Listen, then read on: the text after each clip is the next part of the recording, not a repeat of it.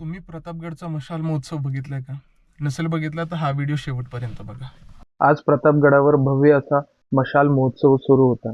तो अनुभवायचा म्हणून मी एकटाच गडाकडे निघालो. यंदाचा हा महोत्सवाचं 16वं वर्ष असून तब्बल 366 मशाली पेटवल्या जाणार होत्या. गडावर जाताना पाऊस आणि धुकं दोन्हीही होतं. गडापासून साधारण 1 किलोमीटर आधी गाडी पार्क करून मी चालत चालत गडाकडे निघालो. पायथ्याशी पोहोचलो. मुख्य दरवाजातून गडात प्रवेश केला. सगळीकडे महोत्सवाची जोरदार तयारी झालेलीच होती. सर्वप्रथम भवानी मातेला नमस्कार केला, त्यानंतर महाराजांचं दर्शन घेतलं. परतीला पुन्हा भवानी मातेच्या मंदिराच्या परिसरात आलो. तिथं ढोल ताशांचा गजर खूप जोरात सुरू होता.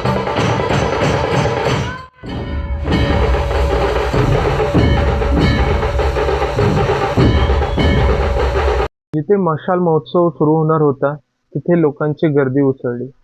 ढोल ताशांचा गजर, जयघोषांचे आवाज आणि त्यात महाराजांचे पोवाडे.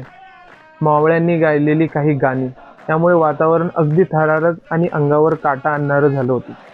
आणि मग तो क्षण आला. मंदिराच्या दरवाजातून पहिली मशाल बाहेर आली. संपूर्ण गर्दीतून जयघोषाचे आवाज गगनाला भिडले.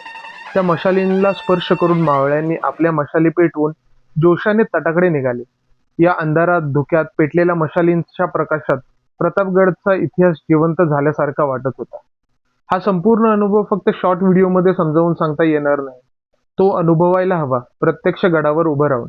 कारण मशाल महोत्सव म्हणजे इतिहासाचा अभिमान, पराक्रमाची आठवण आणि रोमांचकतेचा जिवंत अनुभव आहे.